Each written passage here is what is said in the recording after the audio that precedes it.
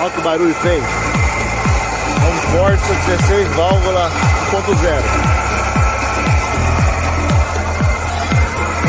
Vamos ver se essa correia aqui, ó, uma correia elástica. Vamos colocar essa correia aqui, ó, no lugar dessa.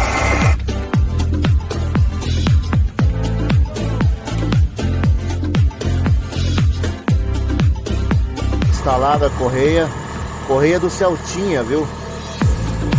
Eliminou ali o rolamento do ar, ó. Acabou o problema, acabou o barulhão. Aprovado.